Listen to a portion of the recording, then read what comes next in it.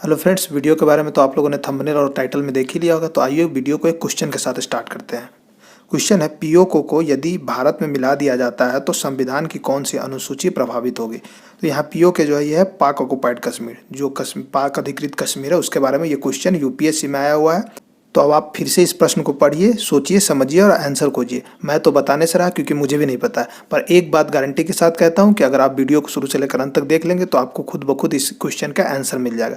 तो आइए वीडियो को स्टार्ट करते हैं। मैं करुणाकर आप सभी का एग्जाम पथ यूट्यूब चैनल पर स्वागत करता हूँ। पहले तो अनुसूची के बारे में जान लें। इसे अंग्रेजी में बोलते हैं शेड्यूल। शेड्यूल का मतलब क्या होता है, अनुसूची का मतलब क्या होता है। तो ये हमारे संविधान में एक अपेंडिक्स टाइप का है, मतलब अलग से कुछ परिशिष्ट जो होता है पेज जोड़ा हुआ है। जैसे बुक्स में भी आप लोग देखते होंगे कि लास्ट के 2-3 पेज जोड़ दिए जाते हैं एक्स्ट्रा, जिसमें कि बुक्स में डील कुछ डेफिनेशंस या फिर कुछ वर्ड उसका मीनिंग वगैरह दे दिया जाता है। तो उसी तरह से अध्ययन की सुगमता के लिए हमारे भारतीय संविधान में भी 12 अनुसूचियां जोड़ दी गई, जो ऑलरेडी डिस्कस्ड है संविधान में कहीं ना कहीं। ऐसे शेड्यूल के बारे में ये भी कहा जाता है कि schedule is defined as the categorization and tabulation of policies and bureaucratic activity. तो ये आप अंग्रेजी के हार्ड डिफिनेशन में मत जाएंगे, जो सेंस है वो आप समझ लीजिए। अब आइए कुछ और बातें जानते हैं। तो हमारे भारतीय संविधान में जब इनिशियली संविधान बन करके तैयार हुआ था उसमें टोटल 8 अनुसूचियों का जिक्र था। उसमें सिर्फ 8 ही अनुसूची थे, लेकिन बाद में 4 अलग अलग कॉन्स्टिट्यूशनल अमेंडमेंट के द्वारा यानी संविधान संशोधन के द्वारा 4 अनुसूची और जोड़ दिए गए, और अभी वर्तमान समय कुल मिलाकर भारतीय संविधान में 12 अनुसूची है। जैसे भाग को ही देख ले तो इनिशियली संविधान में 22 भाग ही थे, पर अभी वर्तमान संविधान में टोटल 25 भाग है। ऐसे काउंटिंग में अभी भी 22 ही भाग आते हैं, लेकिन उसमें कुछ भाग है, जैसे भाग 4 में ए जोड़ दिया गया है। ऐसे 9th में 9th का ए है, 9th का बी है। ऐसे 14 में ए है। तो और इसके अलावा एक 7th जो पार्ट था उसको डिलीट कर दिया गया संविधान से। तो इस तरह से अभी वर्तमान से टोटल 25 भाग है संविधान में। ये भी क्वेश्चन आ सकता है, तो ये आप याद रखेंगे। और टोटल अनुच्छेद कितने हैं, तो इनिशियल संविधान में 395 थे, परंतु अभी वो बढ़ करके हो गए लगभग 468। तो इसी तरह से अनुसूची से भी प्रश्न पूछा जा सकता है कि इनिशियल संविधान में कितने थे, तो 4, और अभी वर्तमान समय में कितने हैं, तो 12। तो ये भी आप याद रखेंगे। अब आइए एक एक करके सभी अनुसूचियों को देखते हैं कि किस अनुसूची में क्या डेल्ट है, और आप साथ ही साथ याद करने का भी कोशिश करेंगे, क्योंकि एग्जाम्स में आपके समझ से ज़्यादा मेमोरी ही काम आती है। तो पहला जो अनुसूची है उसमें डील किया गया है राज्यों और संघ शासित प्रदेशों की सूची। तो इसको तो याद रखना बहुत ईजी है, क्योंकि आप देखे होंगे पार्ट 1 जब भी आप खोलेंगे संविधान में तो सबसे पहले अनुच्छेद में यही आता है कि भारत और उनके राज्य और केंद्र शासित प्रदेशों का जिक्र होता है। तो अनुसूची 1 जो है इसमें भी भारत के राज्य और उसके केंद्र शासित प्रदेश, साथ में उनका एरिया और वो कब राज्य बना, इन सभी चीज़ों का जिक्र होता है। और जैसा कि मैंने शेड्यूल के डिफिनेशन में ही बता दिया कि ये टेबुलेशन होता है शेड्यूल में। तो टेबुलेशन में क्या होता है कि एक हेडिंग दे दिया जाता है। जैसे पहला हेडिंग हो गया राज्य का नाम, और उसके अंदर सीरियल नंबर से राज्य का एक एक करके नाम होगा। दूसरा हेडिंग हो गया एरिया, और सभी राज्यों का एक एक करके एरिया होगा टेबल के फॉर्म में। तो आप यहाँ से भी समझ सकते हैं कि शेड्यूल का मतलब क्या है। अब आइए सेकेंड शेड्यूल में आते हैं। तो दूसरे अनुसूची में क्या है, दूसरे अनुसूची में वेतन और भत्ते को डील किया गया है। किनका वेतन और भत्ता, तो राष्ट्रपति, राज्य का गवर्नर, राज्यसभा और लोकसभा के जो सदस्य होते हैं, सुप्रीम कोर्ट और हाई कोर्ट के जो जजेज होते हैं, उन सभी के वेतन और भत्ते का चर्चा है। इस शेड्यूल में क्लियर मेंशन होता है कि किस संवैधानिक अधिकारी का किस पद पे कितना वेतन है। साथ ही इसी शेड्यूल में उन सभी के विशेषाधिकारों का भी जिक्र किया गया। विशेषाधिकार होता है प्रिविलेज। प्रिविलेज का मतलब हुआ जैसे संसद को क्या है कि जो वेतन मिलता है उस पर टैक्स नहीं लगता है, या फिर संसद को एक और सर्विस है, अगर ट्रेन कल जा रही है, अगर आप आज उसको टिकट चाहिए तत्काल में भी, तो रिजर्वेशन उसका टिकट हो जाता है। इस तरह के और भी बहुत सारे प्रिविलेज है, उन्हें एयरपोर्ट पे स्पेशल गेट से एंट्री मिलती है। तो ये सारी चीज़ें जो है ये सभी डील है सेकेंड शेड्यूल में। अब आइए थर्ड शेड्यूल को देखते हैं। तो तीसरे अनुसूची में क्या है, ओथ के बारे में जिक्र है। इन जिन अधिकारियों का इधर वेतन का जिक्र है उन्हीं अधिकारियों के ओथ के बारे में जिक्र है। यानी तीसरे अनुसूची में दूसरे अनुसूची के जितने भी अधिकारी है उनके पद के शपथ के संदर्भ में क्या शपथ लेंगे वो चीज डील किया गया है। परंतु एक चीज यहाँ पर आप लोग याद रखेंगे कि दूसरे अनुसूची में जितने अधिकारी होते हैं उसके पद के शपथ का जिक्र तो तीसरे अनुसूची में है, परंतु वहां पर राष्ट्रपति, उपराष्ट्रपति और गवर्नर के शपथ का कोई जिक्र नहीं है। क्योंकि इनका जिक्र कहाँ पे है, तो प्रेसिडेंट से रिलेटेड जो शपथ है उसका जिक्र है अनुच्छेद 60 में, और उपराष्ट्रपति से रिलेटेड जो शपथ का जिक्र है वो 69 अनुच्छेद में है, और वहीं पे जो गवर्नर से रिलेटेड शपथ का जिक्र है वो है 159 में। ऐसे देखिए दोनों के शपथ में थोड़ा अंतर भी होता है। जैसे केंद्रीय मंत्री वगैरह शपथ लेते हैं तो उनमें क्या होता है कि उनके शपथ में उनके पद और गोपनीयता की शपथ दी जाती है। यानी कोई भी अगर सीक्रेट इन्फॉर्मेशन होता है, जैसे केंद्रीय मंत्री है तो उनके पास बहुत सारे इन्फॉर्मेशन आते हैं, तो उसमें राष्ट्र के इंपॉर्टेंस का जो कोई इन्फॉर्मेशन होगा वो रिवील नहीं करेंगे, यानी उनके पद की गोपनीयता की भी शपथ दिलाई जाती है। और साथ ही अपने पद की शपथ, पद के शपथ में वही होता है जो सुप्रीम कोर्ट के जज का होता है या चुनाव आयुक्त का होता है, कि अपने पद के प्रति इंटीग्रिटी और संविधान के प्रति निष्ठा, एलिजियंस का शपथ लेते हैं वो। परंतु राष्ट्रपति के शपथ में क्या होता है, राष्ट्रपति शपथ लेते हैं टू प्रिजर्व, टू प्रोटेक्ट और टू डिफेंड द कॉन्स्टिट्यूशन। तो इनके शपथ में थोड़ा अंतर होता है, जिसे डील कर दिया गया उनके रेस्पेक्टिव अनुच्छेद में, अनुच्छेद 60 में। तो दोस्तों ये चीज़ बहुत इंपॉर्टेंट है कि अनुच्छेद 3 में राष्ट्रपति, उपराष्ट्रपति और गवर्नर के शपथ के बारे में जिक्र नहीं है, क्योंकि ये क्वेश्चन लास्ट ईयर आया था 2018 सीजीएल में पूछा गया था, जिसमें कि अनुच्छेद भी दे दिए गए थे और अनुसूची भी दे दी गई थी, और पूछा गया था कि राष्ट्रपति के शपथ के बारे में संविधान में कहाँ पर व्यवस्था की गई है, और उसमें ऑप्शन दे दिया गया था अनुच्छेद 60 भी और अनुसूची 3 भी। तो आप ये चीज़ ध्यान रखेंगे ताकि परीक्षा में आपका क्वेश्चन गलत ना हो। इसे आप ऐसे भी याद रख सकते हैं कि दूसरा अनुसूची जो है वो वेतन के बारे में रिलेट करता है और तीसरा जो है वो शपथ के बारे में। यानी कोई भी आदमी, जैसे आप भी अगर नौकरी करेंगे तो आपको भी शपथ दिलाया जाएगा। तो नौकरी कब करेंगे, नहीं शपथ कब लेंगे, जब आप वेतन वगैरह के बारे में आपको देख लेंगे, आपको पसंद आ गया रहेगा जॉब का सब कुछ, तब जा करके आप शपथ लेंगे। तो पहले क्या होगा, तो पहले आप वेतन को देखेंगे और फिर जा करके नौकरी को देखेंगे। तो इस हिसाब से आप याद रख सकते हैं कि दूसरे में वेतन और तीसरे में शपथ। साथ ही एक बात और मैं आप लोगों को बता दूं, कुछ लोग कमेंट कर रहे थे कि सर पूरा संविधान पढ़ा है। हाँ, मैं पूरा संविधान पढ़ा होऊंगा। देखिए हमारे साथ कुछ परेशानी, हम लोग सभी गवर्नमेंट में वर्किंग एम्प्लॉई है, हम लोग को थोड़ा समय का दिक्कत होता है, चूँकि आजकल कोरोना की वजह से कुछ छुट्टी है तो हम लोग रूम पे बैठ करके काम कर रहे हैं, पर उसके पीछे जो टेक्निकल वर्क होता है वो सब करेंगे, फिर जा करके अपलोड हो सकेगा वीडियो। तो आप चिंता मत कीजिए, हम लोग पूरा काम कर रहे हैं और किसी सब्जेक्ट को पूरा पूरा फ्री पढ़ाएंगे। तो अब आइए फोर्थ शेड्यूल को देखते हैं। चौथे अनुसूची में जिक्र किया गया राज्यसभा में सीटों का बंटवारा। तो राज्यसभा में आपको पता होगा कि राज्यसभा के मेंबर डायरेक्ट इलेक्टेड नहीं होते, बल्कि वो प्रोपोर्शनल रिप्रेजेंटेशन के आधार पर चुने जाते हैं, जिन्हें विधायक चुनते हैं। जिस स्टेट की जितनी पॉपुलेशन होती है वहाँ राज्यसभा के उतने ही सीट होते हैं। तो वही किस राज्य में राज्यसभा कितनी सीटें होंगी वो जिक्र किया गया अनुसूची 4 में। तो ये आप याद रखेंगे यहाँ से कि अनुसूची 4 में क्या है, तो राज्यसभा के सीटों का आवंटन। अब आइए अगली अनुसूचियों को देखते हैं। अनुसूची 5 जो है, इसमें एससी और एसटी के प्रशासन के बारे में जिक्र किया गया है। इन दोनों में भी अंतर होता है, ये आप जान लीजिए। एससी जो होते हैं शेड्यूल कास्ट, इनका फुल फॉर्म होता है, एसटी का फुल फॉर्म होता है शेड्यूल ट्राइब। तो शेड्यूल कास्ट जो होते हैं वो हमारे ही जैसे किसी समाज के नागरिक होते हैं, लेकिन वो पुराने समय में शोषण वगैरह की वजह से पिछड़े हो जाते हैं, दलित कहे जाते हैं। और एसटी जो है वो क्या होते हैं, तो वो पहाड़ों या वनों में निवास करते हैं, हमसे उनका रहन सहन, पहनावा ओढ़ावा सब कुछ अंतर होता है। तो अनुसूची 5 में 4 राज्यों को छोड़ करके भारत के जिस जिस क्षेत्र में अनुसूचित जाति जनजाति है उधर के प्रशासन के बारे में जिक्र किया गया है। और वो जो 4 राज्य छोड़ दिए गए उनका जिक्र अगले अनुसूची 6 में किया गया। वो 4 राज्य कौन कौन है, तो असम, मेघालय, त्रिपुरा और मिजोरम। इसमें अरुणाचल प्रदेश नहीं है, इसे आप हटा दीजिए। 4 ही स्टेट है, असम, मेघालय, त्रिपुरा और मिजोरम। तो ये चारों स्टेट जो, इनके बारे में डील किया गया अनुसूची 6 में। और एक चीज़ और आप याद रखिए कि इन चारों राज्य के सिर्फ अनुसूचित जनजाति यानी एसटी, इसमें एससी का प्रशासन के बारे में कोई जिक्र नहीं है। और इन चारों राज्यों को आप नाम याद रख लीजिए, असम, मेघालय, त्रिपुरा और मिजोरम, ये चारों एक साथ है। इसको अब मैं मैप में दिखा देता हूँ। यहाँ से आप भारत के मैप में देख सकते हैं ये चारों राज्य, असम, फिर यहाँ से मेघालय, उसके नीचे त्रिपुरा और उसके नीचे मिजोरम। यही चारों राज्यों के बारे में जिक्र किया गया अनुसूची 6 में। तो आप ऐसे याद रख सकते हैं कि किन राज्यों का जिक्र है अनुसूची 6 में। और इन अनुसूची को दोनों को एक साथ रिलेट करके याद कीजिए, दोनों में लगभग सेम बात है।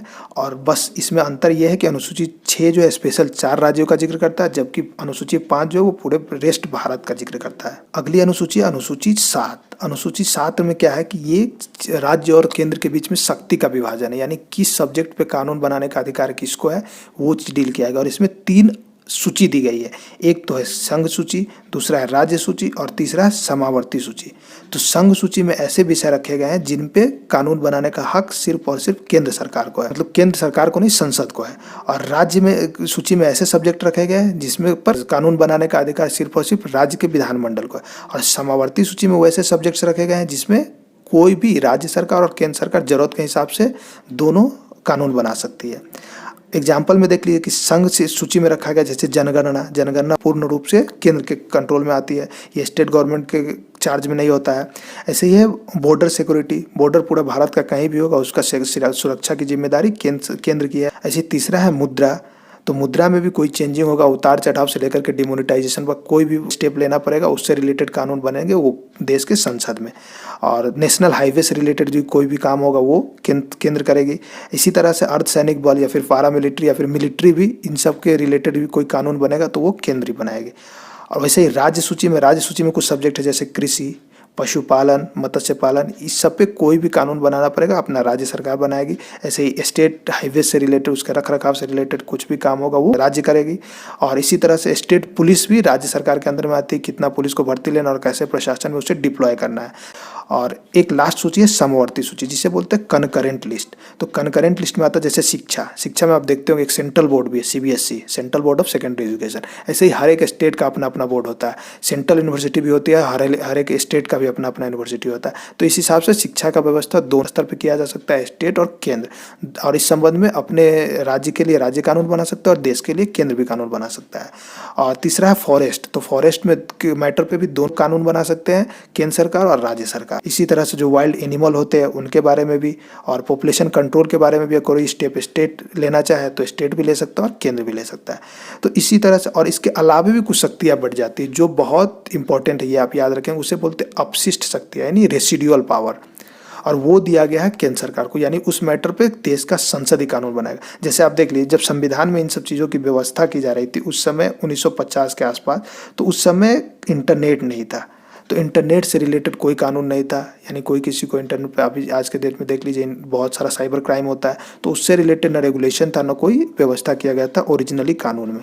पर अब जब आ गया ये सब बातें कि इंटरनेट की के वजह से बहुत सारी परेशानियां शुरू हुई है और बहुत सारे कानून बनाने पड़े उस पर, तो ये शक्ति ऑलरेडी अपशिष्ट शक्ति के रूप में केंद्र के पास दे दिया गया और उस पर संसद कानून बनाती है।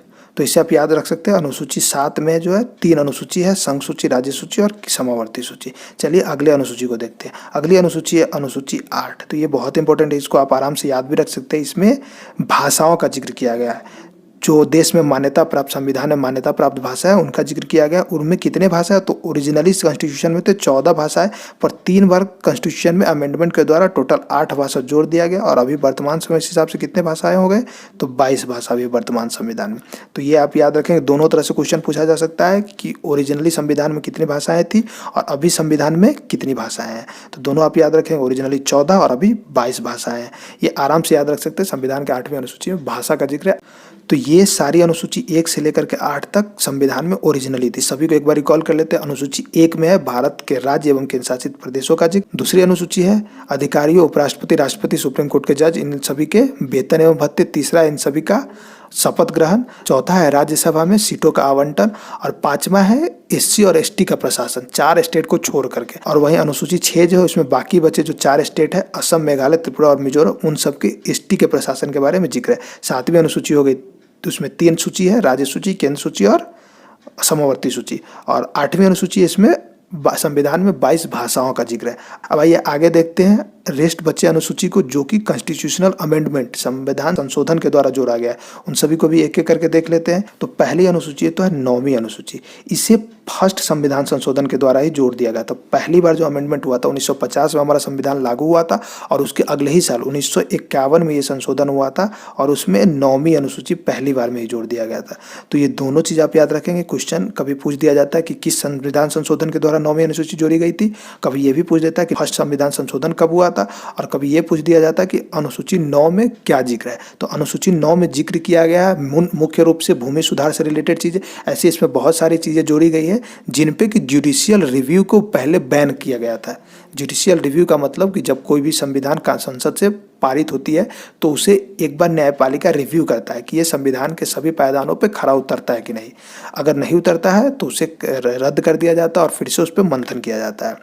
तो इनमें जो 9वें अनुसूची में जो प्रावधान रखे गए थे उसे संसद ने जुडिशियल रिव्यू से फ्री कर दिया था, परंतु बाद में एक मुकदमा हुआ था केशवानंद भारती बनाम केरल उच्च न्यायालय में।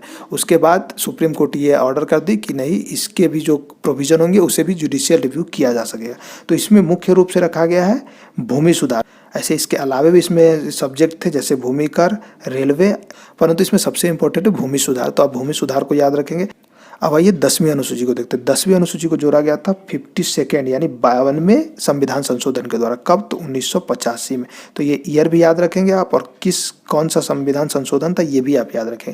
1985 में राजीव गांधी की सरकार थी। उस समय क्या होता था कि कोई नेता इलेक्शन किसी और पार्टी से लड़ लेता था और बाद में कोई पार्टी चेंज करके सरकार को दिक्कत कर देता। तो उस समय आप देखे होंगे खिचड़ी गवर्नमेंट भी बनी थी, बार बार अपना समर्थन खींच करके कोई किसी के सरकार को गिरा दे रहा था। तो इन सब असुविधा को दूर करने के लिए उस समय संसद ने एक कानून बनाया दल बदल का, यानी अगर आपको कोई दल बदलना है तो आप इलेक्शन से पहले ही बदल लीजिए, अगर इलेक्शन के बाद आप अपना पार्टी चेंज करते हैं तो आपकी सदस्यता रद्द मान ली जाएगी। हालांकि उसमें कुछ और फ्लेक्सिबिलिटी है कि अगर नंबर ऑफ मेंबर्स अगर एक साथ बदलना चाहते हैं अपना पार्टी तो वो संभव है, लेकिन सिंगल अगर कोई चाहता है कि हम पहले किसी और पार्टी के नाम पे इलेक्शन लड़ ले और बाद में अपना पार्टी चेंज कर ले तो वो अब संभव नहीं है, आपकी सदस्यता रद्द कर दी जाएगी। तो ये डील किया गया है अनुच्छेद 10 में, 10 से 10 और 10 से दल बदल। तो ये आप आराम से याद कर सकते हैं। अगली अनुसूची 11वीं अनुसूची, तो इसे जोड़ा गया था संविधान के 73वें संशोधन के द्वारा। कब? तो 1992 में। एक्चुअली संशोधन 1992 में हुआ था, परंतु ये लागू हुआ था 1993। तो कहीं कहीं 1993 भी लिखा जाता है, तो आप दोनों याद रख लेंगे। तो ये 73वां संविधान संशोधन था और इसके द्वारा पंचायती राज के काम करने के लिए 29 विषय अलॉट किए गए। जो पंचायती राज व्यवस्था होती है उसमें जो स्थानीय स्वशासन चैप्टर में पढ़ेंगे आप, अनुच्छेद में जब मैं बताऊंगा तो उसमें उसे काम करने के लिए 29 सब्जेक्ट अलॉट किया गया। इसी तरह से अनुसूची 12 है जिसमें कि नगर निगम को काम करने के लिए टोटल 18 विषय अलॉट किए गए और ये था संविधान का 74वां संशोधन।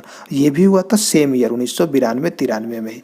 तो इस तरह से आप याद रखेंगे और इसको तो आप दोनों को जोड़ करके भी याद रख सकते हैं, एक में ग्राम पंचायत से रिलेटेड प्रोविजन और दूसरे में नगर पंचायत से रिलेटेड प्रोविजंस। उम्मीद करता हूँ सारे प्रोविजंस क्लियर हो गए होंगे और सभी बातें समझ में आ गई। मैं एक बार फिर से रिकॉल कर देता हूँ। दोस्तों मैं किसी चीज़ को बार बार इसके लिए रिपीट करता रहता हूँ कि ताकि आपको याद हो जाए, क्योंकि एग्जाम्स में आपके मेमोरी ही काम देते हैं। समझ तो है, वो अच्छी बात है, समझ रहे हैं आप किसी चीज़ को, लेकिन साथ ही साथ वो याद रहना भी उतना ही इंपॉर्टेंट है। तो इसी के लिए मैं बार बार रिपीट करता रहता हूँ किसी भी चीज़ को।